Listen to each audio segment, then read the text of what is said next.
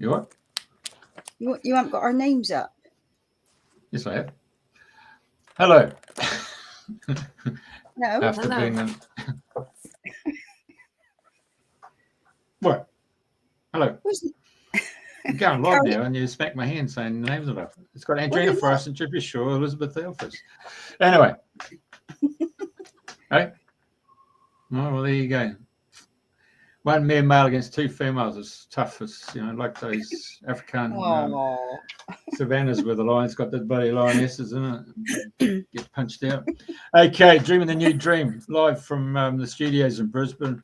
The two blonde girls come from, Europe, Norway, in fact, one of them, and the other one's from Blimey, England.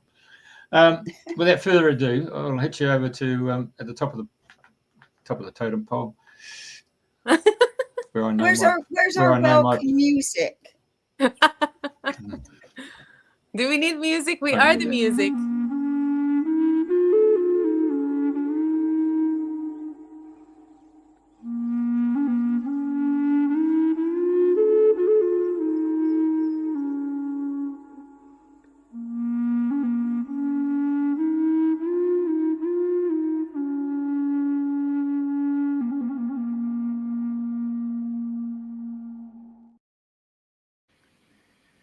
Thank you.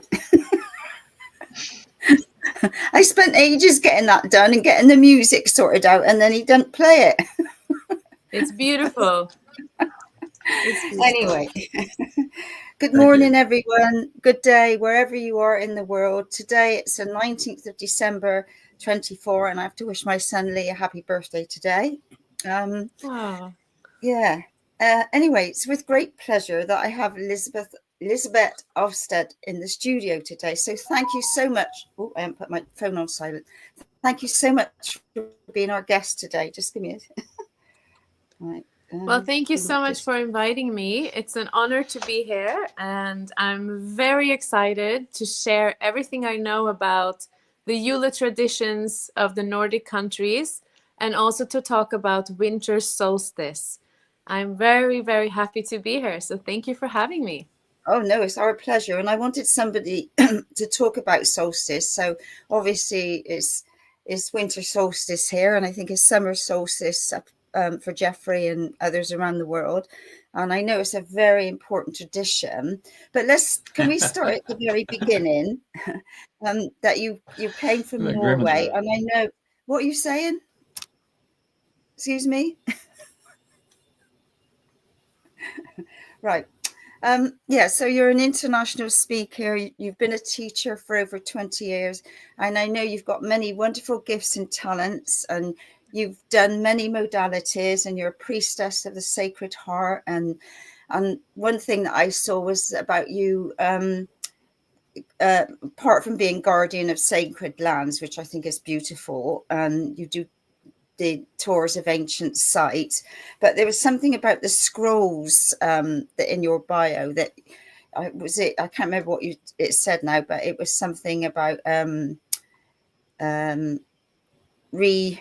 rediscovering or the scrolls, and I thought, that would be nice. So I don't know where we're going to start with all this. So I think if we start at the beginning, that you were born in Norway, and like I said earlier, Norway to me is like Christmas, is all the trees and the snows, and I've got lovely images of Norway. So would you like to start from the beginning and do your best to bring us up to where we are now with all what's going on? Yes. In a nutshell. I'll do my best, Andrena. Thank you, lovely.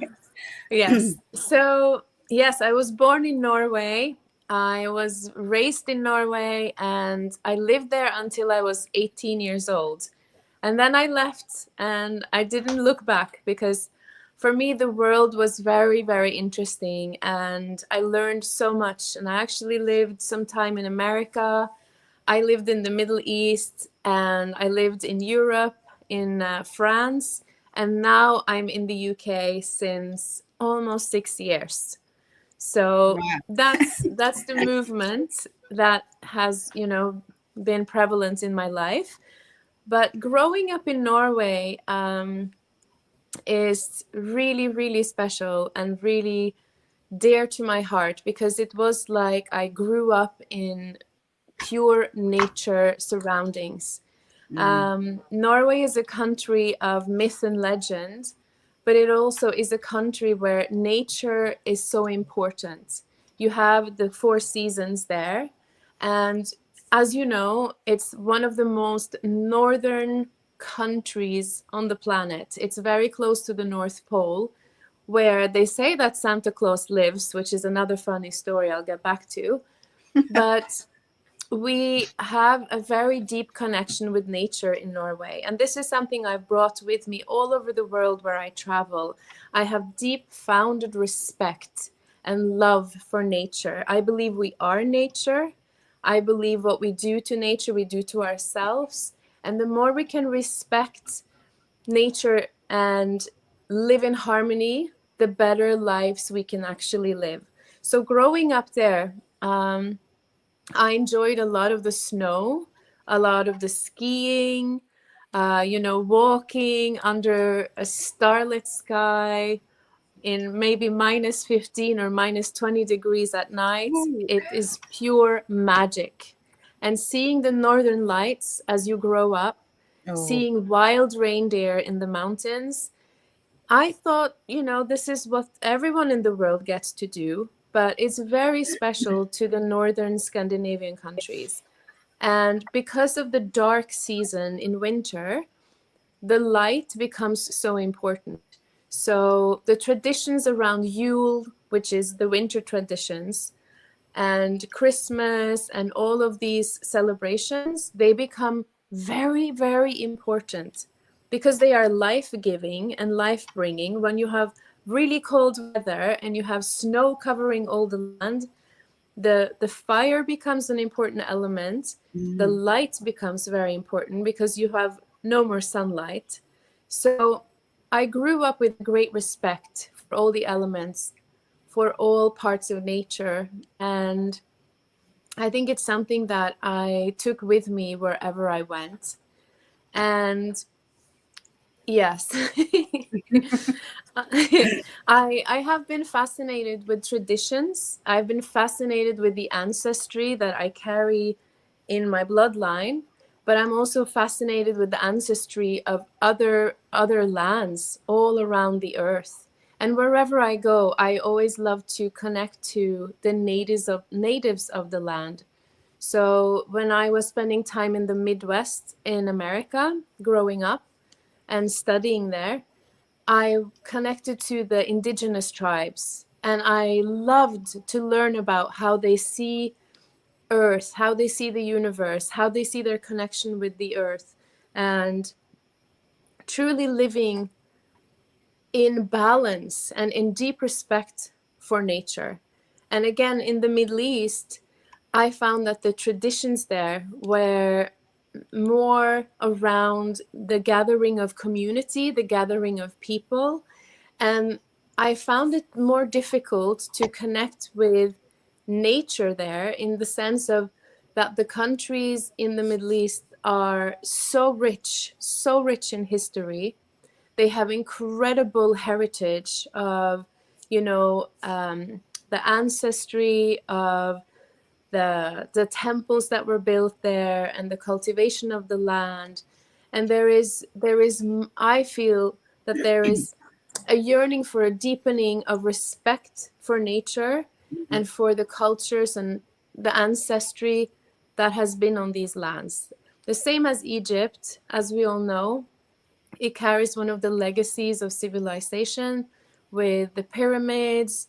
And I always see that these incredible architectural structures that are made in Egypt were made at the same time as, for example, the stone circles and the different earthworks all over the planet. And I believe there's a reason for that.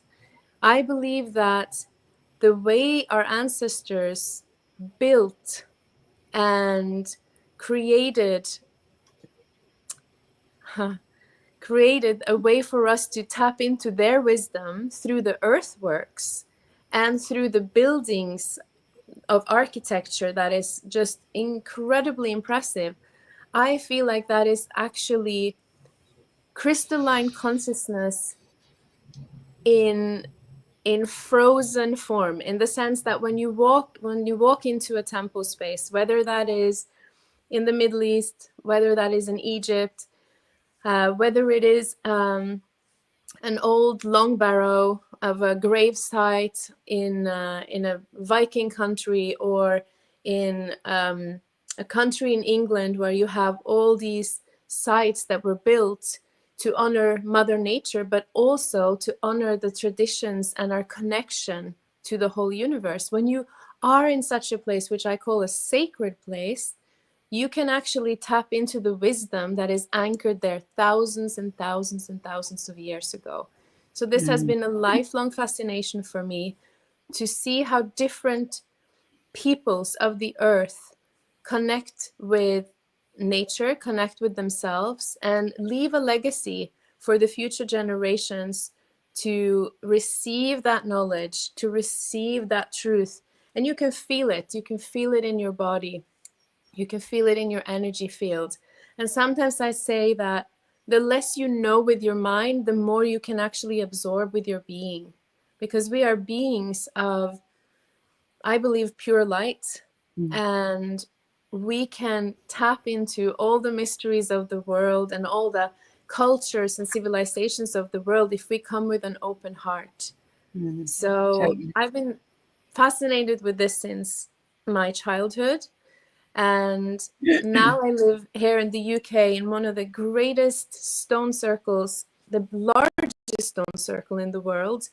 And I love the way that this sacred land is still celebrated until today for its beauty, for its healing powers, for its incredible purity. There is this element and essence of truth here that still is so prevalent, and you can feel it when you come to visit. And there are ceremonies on the land, there are honorings of the change and cycles of time and seasons. And that's what I was brought up with, was a deep founded respect and love for nature. And anywhere I find that in the world, I just love it. And then I want to share about it for everyone to feel and to be inspired by. Well, we're very glad for you to share, and your love and passion comes through, and I know there's so many avenues we can go off here. Yes. So many, there's so many different things. But anyway, let's stick to solstice and traditions and the stones, because I love anything to do with. Do you think there's more of awareness of people honoring the lands now and working with the elementals and the divas and all that than before? I do find that people are now seeking nature as a place of healing and refuge for themselves. We live very fast-paced lives. There's been a lot of stress for people over the years, with certain things happening where people couldn't even go outside if they wanted to, and people having to rethink everything. Transform themselves and their lives. And I feel like there's an invitation now to really go into nature and spend more time in peace, in connection with all that is, and to ask the greater questions of life, which is, why am I here? What is my purpose here? And how can I regenerate myself? How can I become inspired and be uplifted? And anytime anyone asks me, what do you do to stay healthy? What do you do to stay happy? I said, you go out in nature, you go for a walk, you remember that you're part of the whole, and nature is so beautiful. And there is absolutely, I believe, Andrena, an awakening within us all that we are part of something so divine, so magical. And all we need to do is open our eyes and go out in nature and honor her, honor nature, Mother Earth. Totally.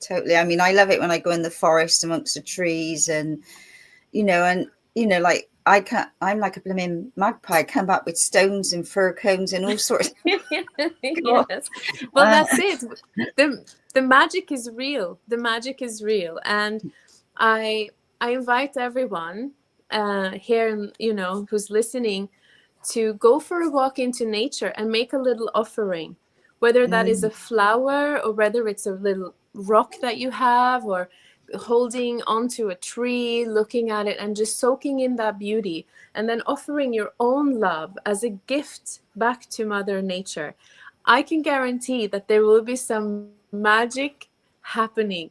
The birds will come to you, the animals will find you, you'll meet a special person on your way. There will be magic. There will be beauty if you do that. I believe definitely. So. Yeah. No, there's so much in nature. Yeah. It's just going like walking into another world, isn't it? Yes. Yes. Hey, excuse me. Yes. Did you see the other day? I don't know if it was the people from Damaha who've got that instrument that you plug in onto plants. And so I'm not too sure if it was in Damaha up in Italy or it might be in the UK. But they got a big, huge fiscus, one of those massive trees that we have in Australia, but it wasn't in Australia. And they put that instrument onto all the different aspects of that big fig tree. Yeah? And then they set it all up into the musical disc, massive disc, and then they played it. And I think there's about 100 and something people standing around the fiscus, and the tree was singing to them, and all these different chords. Absolutely bloody unbelievable. Yes, absolutely. This is so fascinating, and I love that you bring this up, Jeff, because the most incredible healing power that nature holds for us is actually sound and frequency, and it's the healing frequencies. So sacred sound is everywhere, because this universe is actually created up by frequencies and sounds and words. And so when we walk in nature, whether we are aware of it or not, all the trees, all the plants, all the flowers, even the ground is sending us healing energy all the time. And just like you said, we now have the science to actually connect to the leaf of a plant or a tree by its branches or its roots. And tones are being translated into these, instruments that allow us to actually hear the song of the trees, the song of the mountains, the song of the flowers. It's incredible. And we are exposed to this all the time. And there is actually evidence that when we spend too much time inside and we are in front of, electrical equipment, we get too many positive ions. These positive ions kill the cells in our body, and they actually have a detrimental effect. As soon as we walk into nature, into a natural landscape, all of these negative ions, which are actually positive for us, but they are called negative ions, we are showered in them. And it changes the molecular structure back to a balanced homeostasis state. So it is healing on so many levels. And now we can even hear the music that nature is playing for us constantly. I mean, can it get any better? It's amazing. It's magical, isn't it? Yeah. It is. Mm-hmm. Yes. Yes. Yes. No, I was going to say that I know you're a guardian of sacred lands. So how does that work for you? If you can give people an idea, well, what does a guardian do? Yes. So I have to say, first of all, that this comes from within myself. This is my soul calling. It's my heart calling. Nobody has actually called me and said, okay, you are appointed to this land and we're going to give you this salary. It doesn't work like that. When I had the opportunity to live where I wanted to, I chose to live in Avebury, or let's say Avebury chose me. Yeah. I set the intention that I wanted to be on sacred land, to serve the best I could, to be in harmony with the land, and to honor my ancestry and the wisdom of my ancestors. And that is one of the purposes I know I have in my life, is to spread awareness, is to spread the light, is to spread wisdom, and inspiration. I am so passionate about, you know, the living legacies that we are of our ancestry and the wisdom of our ancestors that knew how to live in reverence and in harmony with the earth. And for me, living in Avebury is a heartfelt mission. People actually come up to me and ask me, what is my connection here? Because they can feel it. It's almost like my energy is just overflowing with reverence for this place. And when I tell them how much I love Avebury, how much I love the stones, the trees, the place, they become inspired and they start opening their eyes to see a place in a different way. And then I remind you that every land is sacred. It doesn't mean that one land is more sacred than another. All land is sacred. Of course. But it is our intention that changes this. So if you have a place like Avebury, where, for example, the Druids, they come and they do numerous ceremonies of honoring the earth all year long, this builds a field of respect, a field of reverence, an energy that you can hear. You can see them wearing the white robes, and they have the staff, which represents the connection to the trees, which are very important wisdom keepers for the Druids.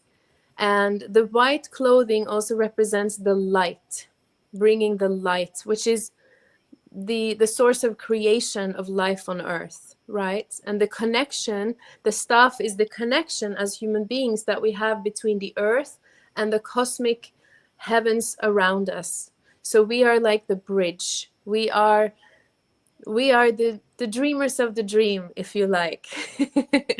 And just like our ancestors, we are still doing that. And when you come to Avebury, you can feel it.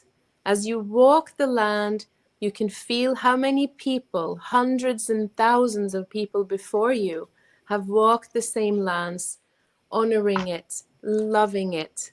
And look at this beautiful place. I mean, these stones are our heritage. It belongs to all of us. Each stone is made up of a very high quantity of quartz. These are called sarsen stones. And quartz, as we know, is used in modern technology to store memory.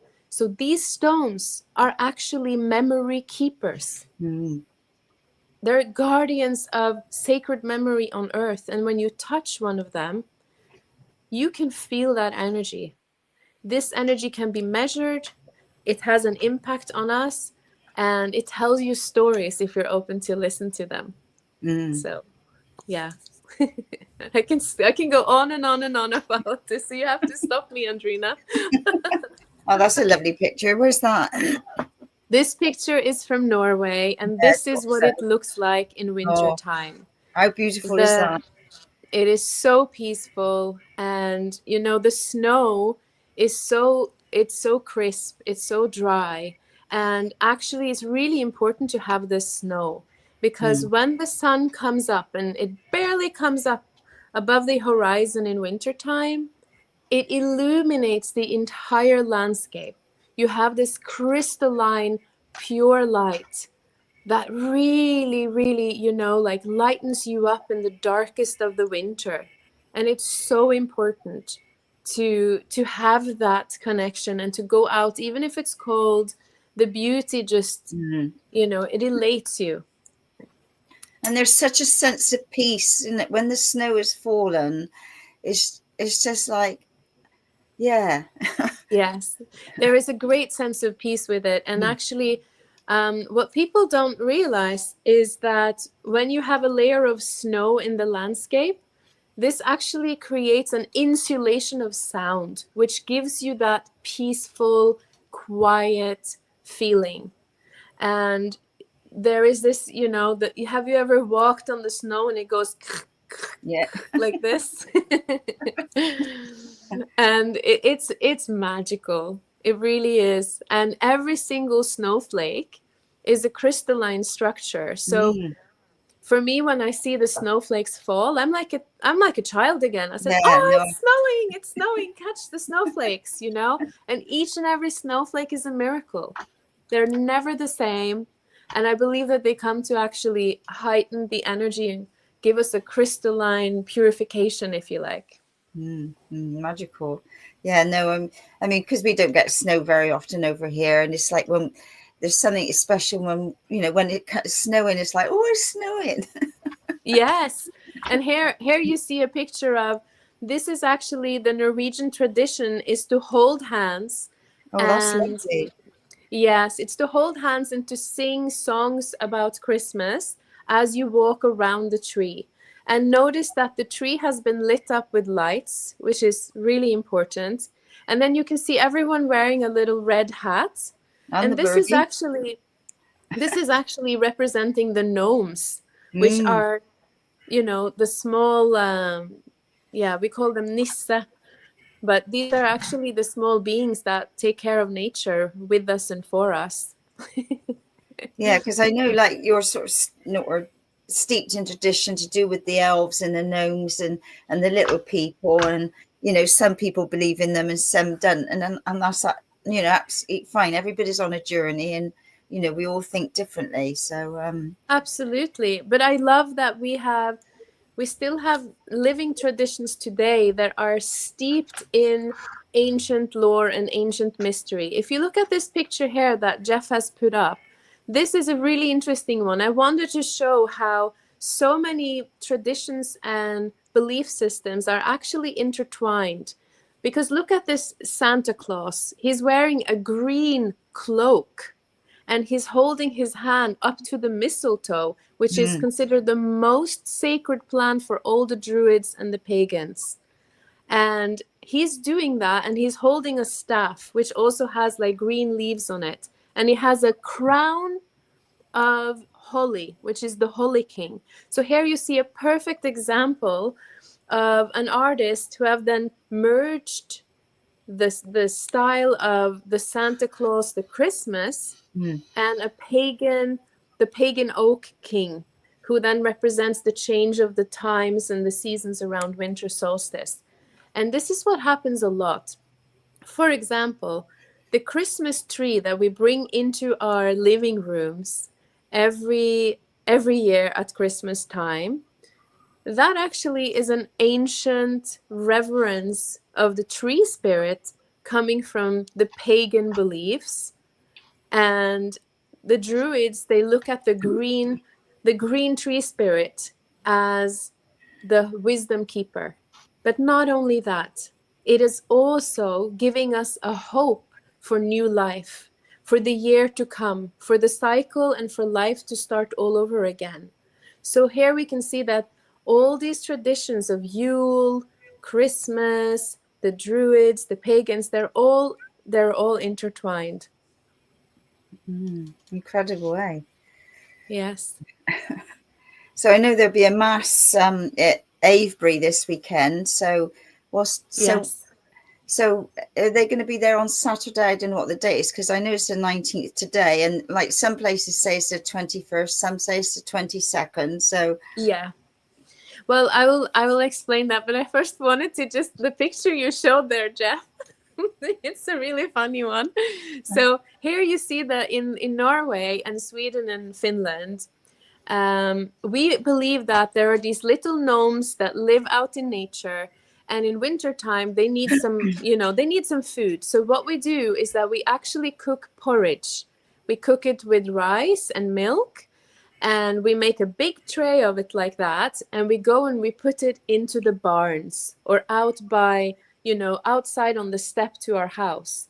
And then we wait for the little gnomes to come, and the little elves as well, and all the elemental beings to come and actually enjoy the food that we give them. And this was actually to ensure that the harvest would be good the next year, that they would take care of the animals on, the farm, or they would make sure that nothing goes wrong in the house, to keep the peace. It's like a peace offering. And until today, they still do this in the Nordic countries. And I just think it's a really, really nice and honoring tradition. And kids love it. Kids love it. Of course. Yeah, no, that's beautiful. Yeah. No, I love anything like that, but then, you know, I love anything. Yeah, so I'm a child at heart on many levels, but we all are children at heart. And I think going back to the simplicity of our traditions as when we were children, it's so good to bring them back and to see that Christmas doesn't have to be all about consumerism and buying expensive things and offering them to each other. It can be about honoring nature. It can be about going skiing. Here you can see the gnome skiing on his wooden skis. His backpack. There's a barrel by the look of it. Oh, I think he actually has a basket on his back, and he has some different things, maybe gifts or something in there. But, you know, it's the gesture of giving. It's the gesture of also giving back to nature, giving back to each other, being grateful for what we have in the dark and cold of winter. So the principles of Christmas and the principles of Yule are actually those of reflection, of gratitude, and of honoring each other and honoring nature and waiting for the return of the light. So going into solstice, which is this beautiful time of year now, it's winter solstice in the northern hemisphere and summer solstice where you are, Jeff, in the Queensland, you know, in the southern hemisphere of the earth. So winter solstice is mostly around the 21st of December. And this is exactly the midpoint where the sun will stop and change direction and go back towards the summer solstice. What does this mean? It means that we are now reaching the darkest point in the northern hemisphere, the longest day of the year, with the less sunlight you can possibly get. And this is really important for people to recognize that, you know, many hundred years ago, the return of the sun was actually primordial to life itself. It was of high urgency that the sun would return and bring longer and warmer days, because without the sun, we couldn't live here. So the honoring of the return of the sun is a big and important event, especially for the Druids of the land. And they welcome the sun with the first sunset on the 21st of December. So that's happening now in Avebury.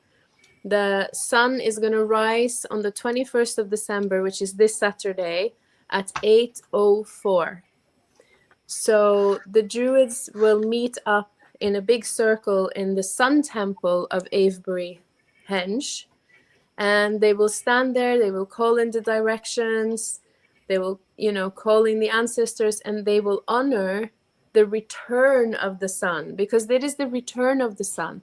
But winter solstice, the word solstice actually comes from Latin, and it means the moment the sun stands still. So solstice is literally when you have the sun has become less and less and less light giving in the seasons going into November, December. Then it will stop, stand still, and it will start returning back to the lighter days, back to summer solstice on the 21st of June, where you have the longest day of the year with the most hours of sun, and exactly the opposite to what we're experiencing now. And it's amazing, because I know, like, Saturday when we go back, excuse me, it's amazing how quickly it gets lighter again on the evenings, because obviously it's dark, you know, sort of 4 to 4:30. It's dark here now, but once that happens on the 21st, it's really quick that the days start getting lighter again. It's just incredible, really. Yes, it is. It is incredible. And it also is a relief, because as beings of light, we need sunlight. And when it gets really dark and it gets really cold, we start losing that happiness. We start losing the hope. We really need more and more sunlight. So it is a celebration of the return of the sun. And this is why we put lights on the Christmas tree. It's why we light the candles. It's to honor the light and the life bringer. And we do this in different ways. Fabulous. Yes. So are you going back to Norway for this Christmas? This Christmas, I'm actually spending it here in Avebury. And I will be there for the ceremony with the Druids as we greet the sun on Saturday. I'm also giving some readings to people who would like some solstice readings. I actually have a friend joining for the solstice ceremony, coming all the way from Australia. Really? Yes. Right. Yes. So that's going to be really wonderful. Yeah. Okay. And, So where would you like to go now? Because I know yes. Yes.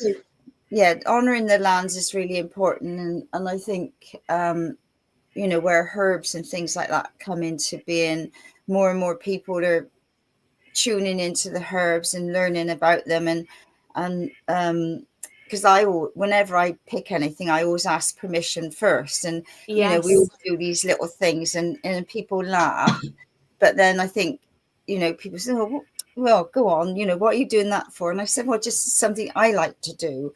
But then you put a spark into that that person, don't you? So it's like like you say, walking into the forest is pausing before you go in and honoring the land, and asking permission to come in, or different people do different things, don't they? But there's definitely more of a awareness now of people realizing there's more of this going on than we've been taught, or it's been hidden. Yes, it's been hidden, and a lot of the traditions that we might not know where they come from. We just do them because we do them every year, and it's really nice to actually look into the questions of why do I do what I do, and why is it important. And the more we can actually connect to the truth, and the more we can connect to nature as a life bringer, as a place of rejuvenation, a place of celebration, the more we're going to receive in our lives as well, and the more we can share that. And I love that you said, Andrena, that before you pick anything up in nature, you ask permission. Every time I go to a sacred land, a sacred site, before I enter, I put my hands on my heart, and I just ask inwardly, do I have permission to enter this site? And I feel a yes or I feel a no. And very often I hear a yes. I very rarely get a no. Yeah, no. And then I know that I'm coming into the site with respect and reverence. And there are so many beautiful, magical unfoldings that happen when you go with an open heart and you set the intention. And you really become in awe of the beauty that is all around you. It's really, it's a shift of the way you see life. It's really becoming more humble and looking at everything and realizing that we should never take any of this for granted.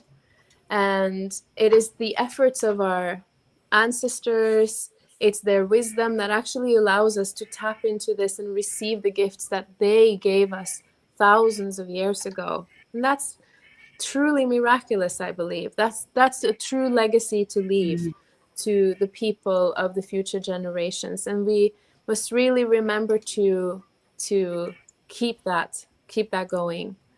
It becomes awe-inspiring, truly.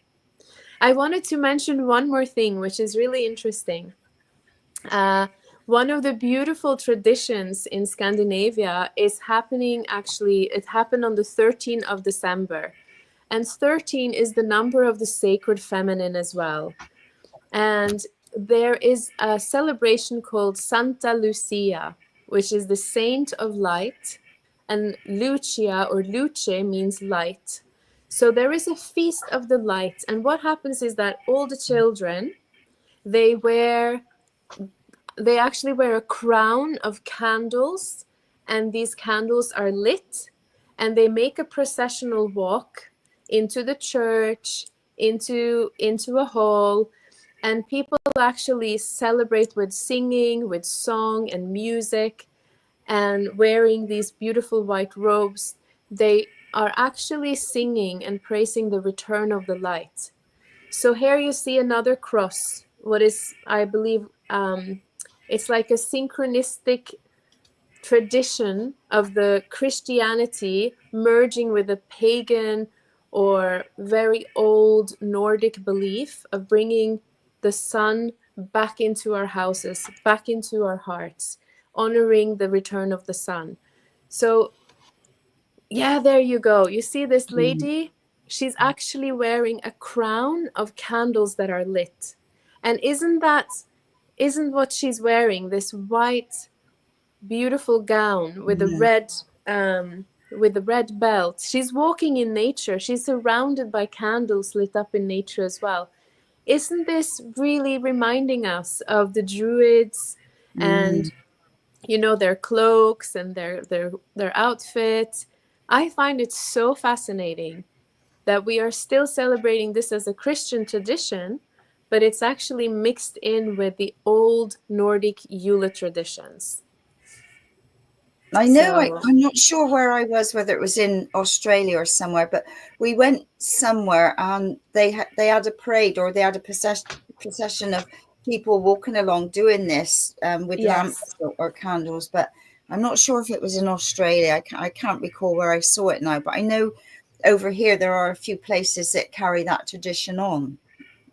Yes, absolutely. And the return of the light is so important that even in Newgrange, they have, at the very, very moment of winter solstice, you have the ray of sun entering the chambers of Newgrange, going all the way into the monument and hitting the wall at the back where you have, the triskel.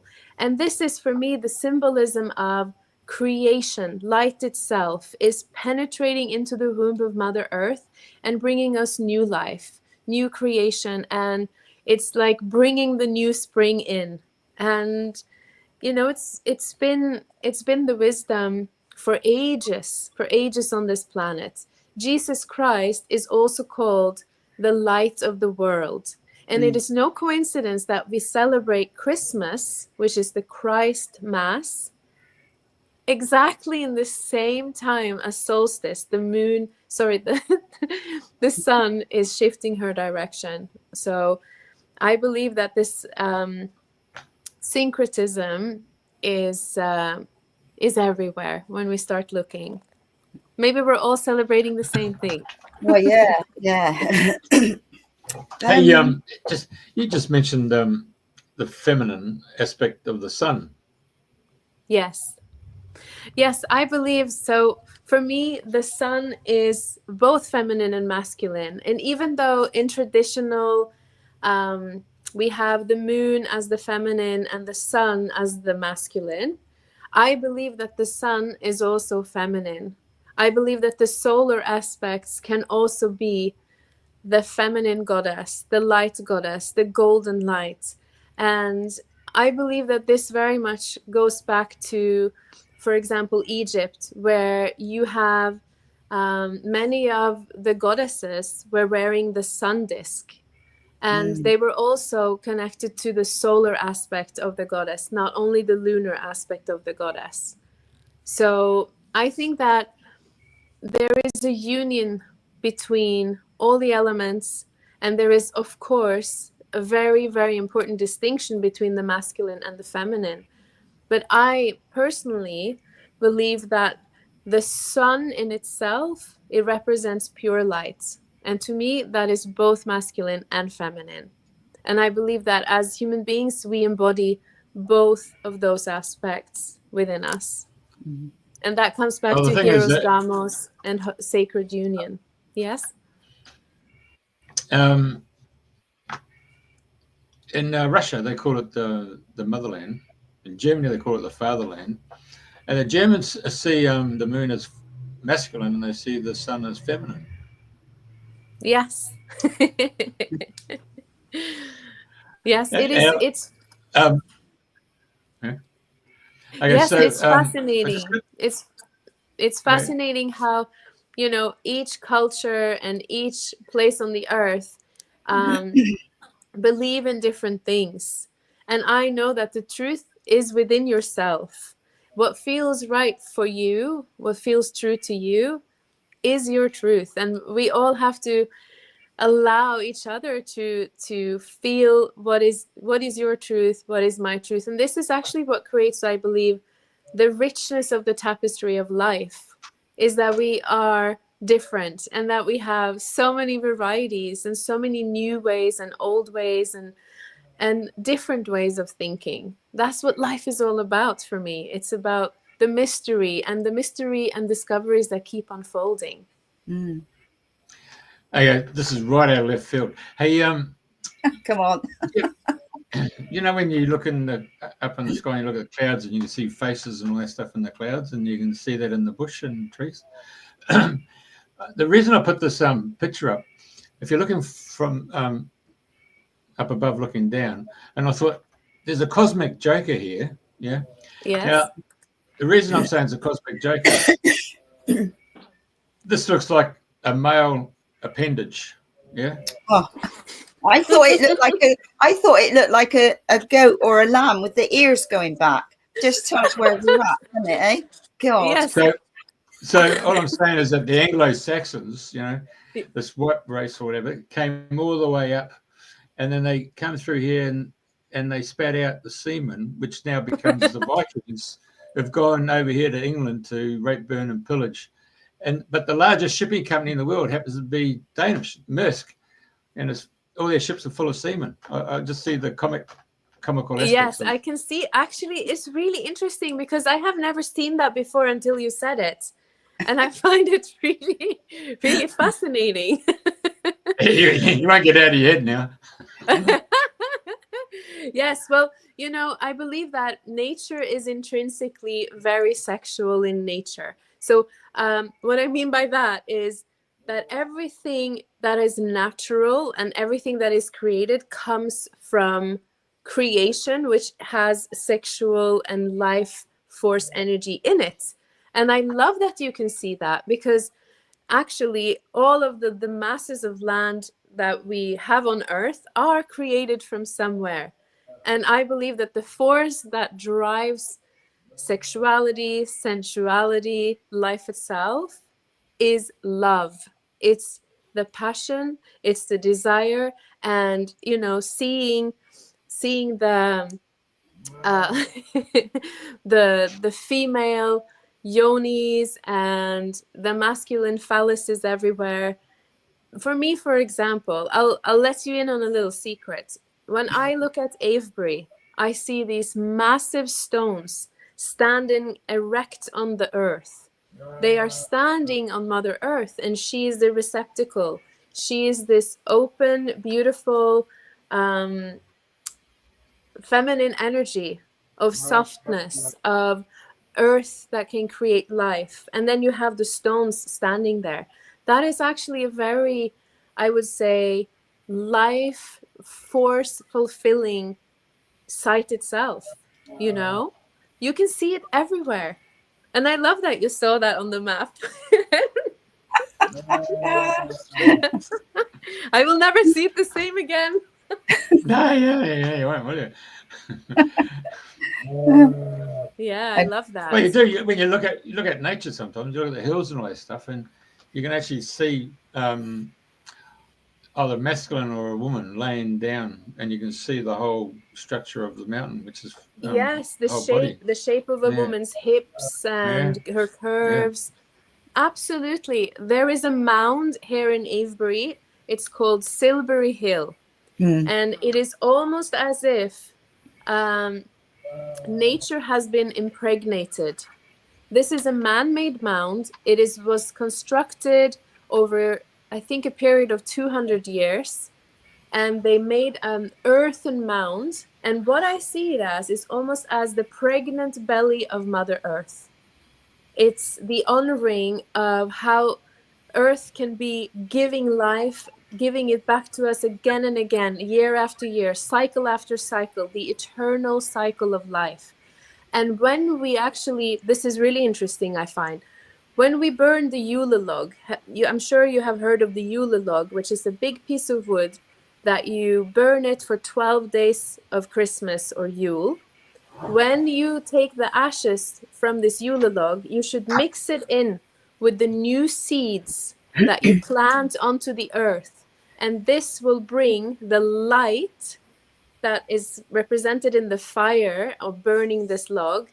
And then you mix it in with the seeds, and then you fertilize the land. So it's all about the land being fertile and green, and then planting the seeds, just like you have the semen you talked about, and fertilizing the land. This is the same symbology. We fertilize Mother Earth with the seeds, and she gives a whole new spring. She comes with the flowers, she comes with the plants, and everything starts again. It's this eternal cycle of creation. It's beautiful. Okay. Do you want to quickly just mention about the scrolls, what you're doing with the scrolls? Yes. Okay. So the scrolls, I've been fascinated with Egypt since I was about 5 or 6 years old. And I found all the books about Egypt in the school library. And I traveled to Egypt when I was 19, and then I traveled again many times. And for me, Egypt is a place where a lot of the hidden secrets and mysteries of our connection between being human and being divine, it's all hidden in Egypt, I feel. And for me, I had an episode in my life where I really wanted to change everything in the way I was living. And one night I was awake and I had what I call a mystical moment of awakening and remembering.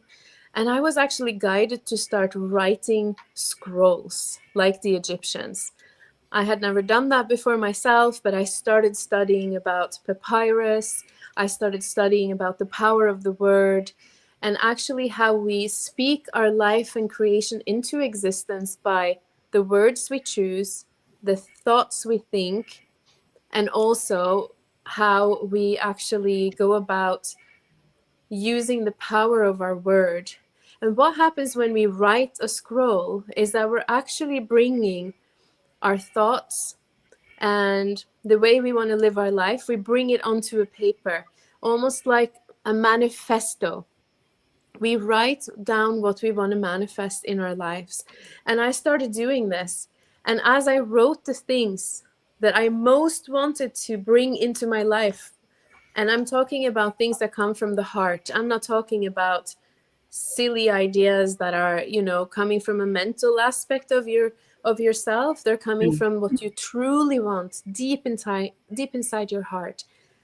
And I started writing those scrolls, and a couple of months later my life started transforming. And I noticed that there is an incredible forgotten power in the power of our word and in the power of writing. And in Egypt, you had many, many scribes. There's the goddess of scribing, her name is Shashet. You have another scribe called Thoth.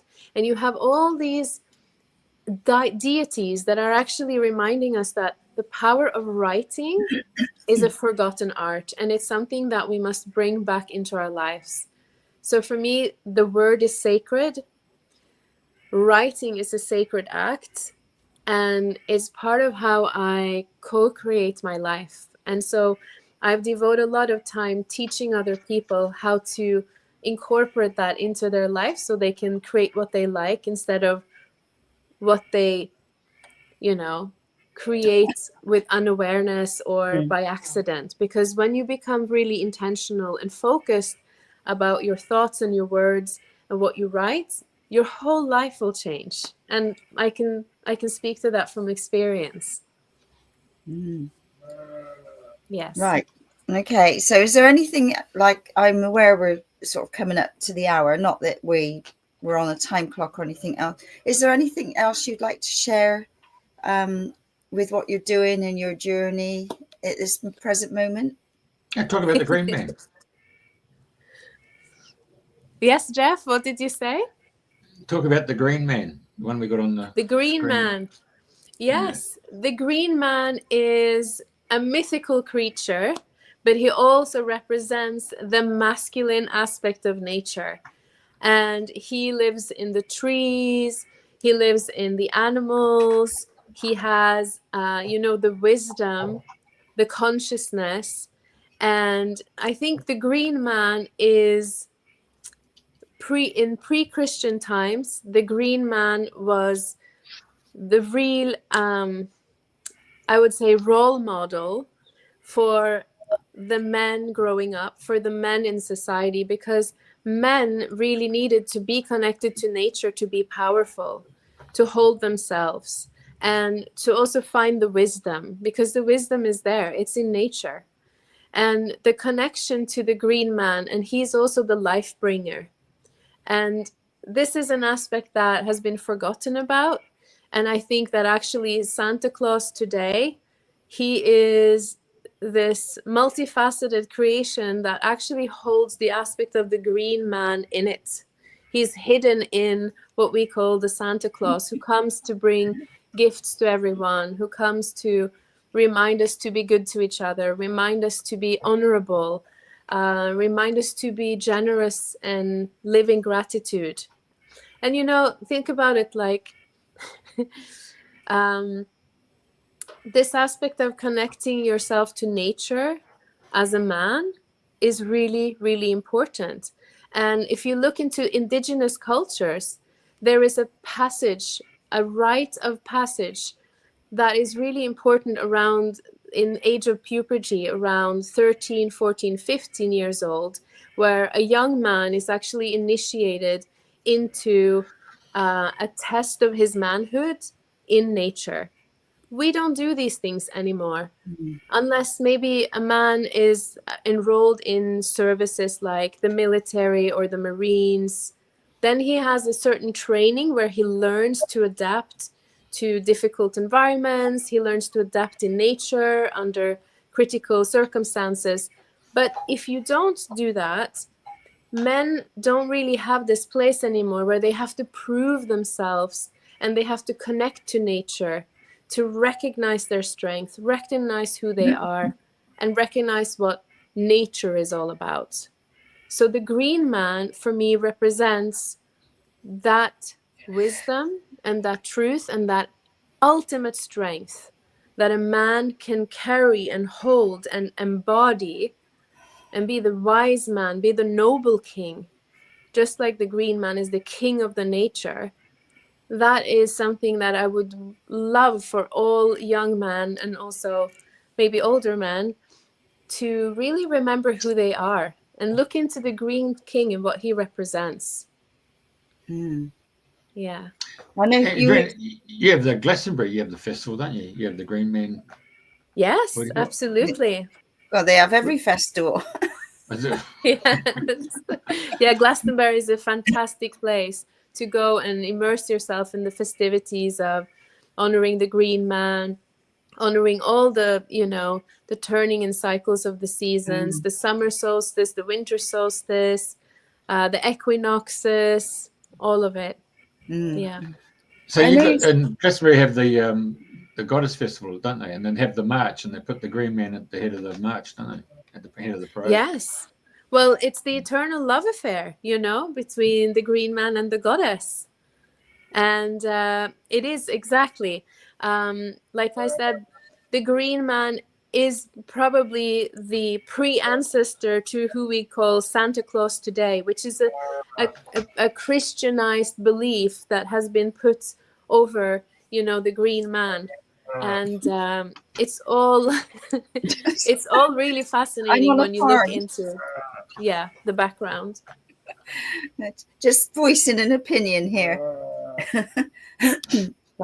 I knew you were going to share something about Father Christmas tradition. Yes. What did you want me to share specifically? Well, There's so many things. I know you said you had a funny story, so I have no idea what you're going to share. Oh, okay. I'm hearing some strange noises. I hope that's not Father Christmas. There's a sheep outside, and she's very vocal, and they don't say ba, they say ma. Not like in all the storybooks. It's really? Honestly, well, but they do. They say ma, and I thought, well, that's interesting that they've got everybody, instead of saying ma, yes, they say ba. So anyway, well, I mean, yes, I think animals, they really have a way of helping us remember what sacred sounds are. Yes. Well, luckily, there's only one outside going at the minute, so otherwise we can have a little chorus, or sometimes we have Jeff as the frogs going his side of the world. So very cool. Right. Yes, I think I mean, maybe to round it off, or in conclusion, I just want to say that every time of the year is special. And I think when we honor everything in life for what it is, and we accept it as it is, and we can appreciate it, then our life can really be enhanced, and we can find so much more pleasure and connection in life. And actually, when we look at all these traditions around Christmas, around Yule, solstice, and celebrations, they are actually there for us to celebrate our life and to come together in community and to find meaning in life. And it is so important, because it's time to remember that even though we have this fun, amazing advances in technology and science, without the sun, we cannot continue life. So isn't this a beautiful time to reflect upon, what does light mean to you? What is the importance of the sun? What is the importance of all the elements of nature? And, take some time, just like nature goes into a deep sleep during winter time, take some time to reflect on your year. How has it been for you? What would you have liked to do differently? What are you going to do differently next year? And really nourishing yourself, just like having that blanket of snow over you, like the nature has, and going into stillness, going into that meditative state within you, and just turning within and finding that peace in the season. Even I know it is difficult, because we are all stressing about making it look the way we need to celebrate it for our families, or coming to get-togethers with all the food and the presents. But I really urge and invite everyone to spend more time in nature, find the magic there, find the stillness there, find the peace there, and then come together in celebration of the light. The simple beauty of a flickering fires in your fireplace, creating that candlelit atmosphere around you, playing some beautiful music, really reminiscing about the year, thinking about how you're going to bring that wisdom into the new year and the new beginning. So that's what I think Christmas and Yule and solstice are all about. It's the renewal. Definitely. Well, thank you. It's been absolutely amazing. I've loved you sharing all your traditions and everything to do with the earth and the elementals, and it's my pleasure. There's a little gnome there. So many different aspects, and the pictures are lovely, eh? So okay, is there anything you'd like to add, Jeffrey? Now, before we come on air, we actually asked the meaning of Elisabet's family name. So it was really interesting, wasn't it? Oh, yeah. Yes, I'm happy to share that. So my last name is Alfstad, and Alf is the Norwegian word for elven, and Stad means home. So my last name means the home of the elven. So I believe that I'm probably in the lineage of the elven people in Norway. I think that's lovely. I did spend so much of my childhood outside in nature. I was mostly outside. I was never inside. So maybe it is true after all. Yeah, you got that strong connection as well. Yes. Right. Well, thank you so much for being our you. guest this week. It's been an absolute delight as ever, and it's lovely seeing you again. Thank you. So good to be with you. I'm wishing everybody a happy solstice wherever, whether you're north, south, east, or west. And just to let you know that this is the last one of this year. We're having a Christmas break, and we will be back on the 9th of January. And I've already got a list of guests booked for the start of the year. So we've got a Welsh guy. We've got a Welsh bloke who lives in Australia on the 9th of January. Well, that happens. Yeah. He's an well, awesome, I wish you all the best for the season. Dear Jeff, dear Andrena, I hope you have a very cozy, warm, and refreshing time for you, Jeff, because I know it's very warm where you are. Yeah. Yeah, it's swimming pool, mate. Swimming pool weather. Sounds good. Or the ocean, one or the other. Yeah. The ocean. I would go to the ocean. Definitely. Yes. Okay, well, thank you everybody for tuning in this week, and we will see you in the new year. So we wish everybody happy solstice, happy Christmas, and all the best for the new year. And we'll pick the best of 2 shows to play on the receptive Thursday nights, yeah? If you like. Okay. Now, did you want the little... Well, yeah, that was the whole idea.